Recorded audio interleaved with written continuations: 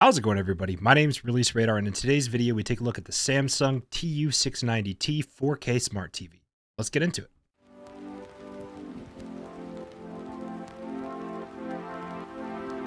So the first thing that I want to mention here at the front of the video is that I did get this on rollback at Walmart, so I didn't pay full price for the TV. I got it about $150 off.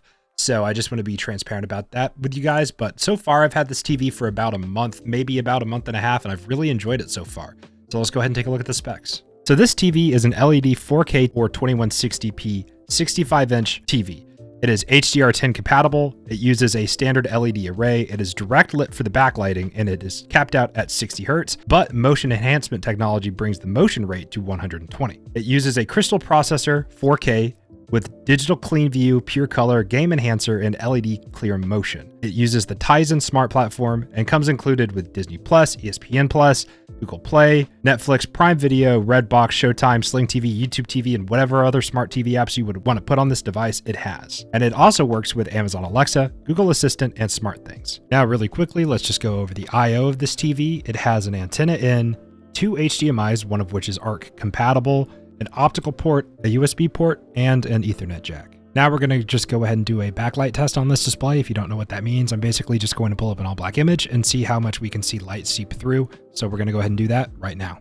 And as you can see by this image or this video that I'm playing right now, the blacks are so deep, I'm really quickly going to go ahead and just turn the YouTube hotbar back on, and then I'm going to turn it off again. And the blacks are so deep, it looks like there's just nothing even on the screen right now. So the blacks on this display are great. Now I'm going to do something that I do with every single display that I test, which is go ahead and just pull up the different built-in display modes. So this has dynamic, neutral, filmmaker mode, and I believe 1 or 2 others, and I'm just going to go through those and show you how they all look. So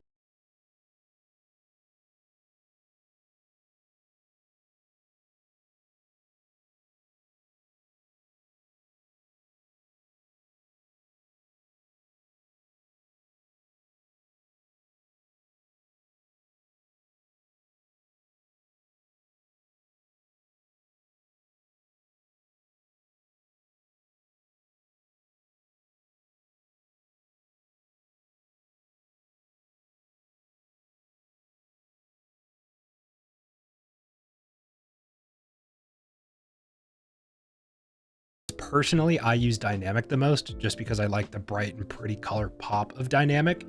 And honestly, the last two, movie and filmmaker, kind of look the same to me, but I did swap between those two. They just look almost exactly the same to my eyes. But overall, it's not a huge selection of different display modes, but it's enough. And personally, I just like dynamic. So really quickly, I do just want to talk about the software on this display and my overall experience with it. And it's honestly not that great. It's kind of a mixed bag. Sometimes it works perfectly, sometimes it lags. And when it lags, it lags. Like for example, if I'm watching a YouTube video and I back out of the video that I'm watching to go to another video, the entire TV will freeze up for a second. And then the YouTube homepage will load, and then I can browse to find another thing to watch. And this TV only has 2 inputs. So if you plug in a PlayStation 5 and an Xbox One X like I did into the TV, then you don't have enough I/O to plug in an Apple TV as well, which means you're stuck using the built-in. I mean, I guess you're not stuck because you could use the PS5 or the Xbox for this, but I have been using the TV's built-in OS for streaming services like Netflix. My girlfriend and I watched almost the entirety of Lost in Space. Fantastic show, by the way, on this TV. And the act of just navigating through the inputs and even browsing Netflix just can feel clunky sometimes. So if you get this TV, I recommend plugging in an Apple TV or something to it and not just using the actual TV's OS to browse and use your smart streaming services, just because it's kind of laggy. And it's something that when it doesn't happen, it's fine. But when it happens, it is annoying as hell. So that is just a fair warning about the OS on this display. So now I just want to talk about my experiences gaming on this TV. So as I said, I've had it for about a month, and during that month, it has been heavily used for gaming as well as streaming services. So my girlfriend and I have played through almost the entirety of It Takes Two, and we've started Overcooked, which I suck at. And she's been playing Disney Dreamlight Valley, and I've been playing the ever-loving crap out of Skyrim on the PS5. And so there's been a lot of games played, and I've even started a Halo Infinite campaign run on the display. So overall, this thing has seen a lot of gaming use, and while it's capped at 60 FPS or 60 Hertz, it's still a very, very good gaming experience for chill casual games or just non-competitive games. And you could play Call of Duty on it. I haven't tested that personally because I absolutely suck at shooters on controller. I play mouse and key for Call of Duty. But it's overall a very good gaming experience. The games look super smooth, super clear, and the colors on this TV, the black levels, is just an amazing time to game on this display. Funny enough, there is an issue that I've run into with this TV because the blacks are so deep and so black, I can't see when I'm playing Skyrim in some caves. I've been playing a relatively modded playthrough of Skyrim on the PS5, and it gets so dark in the caves that I had to install a mod to not only have the torches last forever, but also have them be like 10 times brighter, because it got so dark in the caves playing on dynamic mode that I literally couldn't see around me at night in Skyrim. So I downloaded a mod that made the torches burn forever and then also burn brighter. And because of that, I can actually see what I'm doing inside of caves. And I even downloaded a mod that allows you to attach a torch to a shield, so you can still have a shield and a one-handed weapon up while playing Skyrim. And so during the duration of me talking about this, I'll probably have some snippets and videos up on screen so you can see what I'm talking about. But, you know, you just have to be aware that the blacks on this TV are good, too good to the point where I couldn't see in Skyrim sometimes. And this is not even an OLED display. So I'm very impressed by the blacks on this display.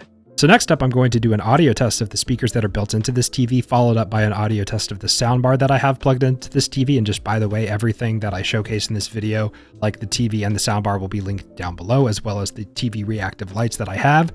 So if you're wondering about what any of this stuff is, it'll all be linked down in the description below. But overall, I think these TV speakers sound okay, like most TV speakers, but personally, I just always plug TVs into a soundbar just because soundbars always sound better. But let's just go ahead and do that TV audio test and soundbar test right now. Again, Call of Duty can, but if you just want to kick back, put it in 1080p, lock the refresh rate at 60 and play a chill game like Hollow Knight, you can do that as well. I know that's a little out of order, but like there's different refresh rates that you can cap it. So you can tinker with 1080p or 720p or 900p as well now. So overall, these speakers on this TV sound decent, but I just always prefer the sound of a soundbar over an actual TV set of speakers, just because soundbars just have more of an oomph to them over TV speakers. But these TV speakers, if you didn't have a soundbar, don't have a soundbar, if you don't have the money for a soundbar, or you don't want an extra thing to plug in, you could get away with these TV speakers because they're not horrible. They're just not great, like most TV speakers nowadays anyway. So now I just basically want to give you guys my closing thoughts on this display, whether or not I recommend it for the price. And when it comes to price, it honestly varies on the size of display that you get. I got mine on rollback at Walmart for about $400, but you can find the 65 for anywhere between $500 to $700 right now, just depending on what retailer or e-tailer that you use. But overall, I really do recommend this display. You know, if you are in the market for a TV, you don't want to break the bank with a crazy fancy OLED or QOLED TV like me. I don't really care, and maybe I'm just uneducated on how great OLED is, but I don't really care about having an OLED display, because having a 65 OLED rather than a 65 just normal standard array LED TV drastically increases the price. And maybe I'm just missing out. Maybe I don't understand the hype of OLED. I completely understand that could be what's happening here, but this TV is not OLED, and I think the blacks are fantastic. I think it looks great, and it was $400, right? And my dad pitched in, and I pitched in. It was kind of like a Christmas present to me, so I only paid for half of it. So this was just an incredible deal that I couldn't personally pass up, and it replaced the MUDIX projector that I used to have in my bedroom. That's not there anymore. I actually gave that to my dad, and he's going to use that for movies and stuff at his new property. But with all that aside, do I recommend this display? If you're in the market for a display and you don't want to break the bank, I honestly do. Now, it's not 120 hertz. There's no variable refresh rate. So if you are a hardcore gamer, maybe consider trying to find a TV within this price range, or any price range for that matter, that has those features. But as it stands, other than the OS on the TV being super, super laggy, and the fact that it only has 2 HDMI ins, which for some people, that's just not enough. Other than those two things, I think this TV is fantastic, and it's up to you to determine whether or not you are fine with just 2 HDMIs, right? Because maybe you just plug in a PlayStation 5 and an Apple TV, and that's all you need. Or just a PlayStation 5, because you can have all your streaming services on the PS5 anyway, right? You can have all these different streaming services on everything nowadays.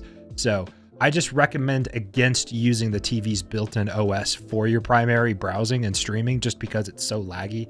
And it has inconvenienced me a couple times where, like, if I'm watching a YouTube video, I back out, it freezes. And it happens almost every single time I back out of a YouTube video. It's like 50-50. So you notice it, and it's laggy and it's not a great experience. But other than that, this TV has been fantastic. I've been using it. I'm in recovery from a surgery. I don't want to get too personal with my medical details, but I've basically been stuck standing at my desk or lying down. I can't sit down right now. And so I've spent a fair amount of time lying down in bed playing games on this TV, and it's been fantastic. I've really enjoyed it. So if you are in the market for a TV, I recommend this display. I personally have the 65-inch, but you can get it all the way up to maybe even an 86. So just keep your eye on the market, keep your eye on Black Friday deals and stuff like that. This is a great TV, and honestly, I do recommend it. So thank you so much for watching this video, and I will see you in the next video of whatever I make. Peace.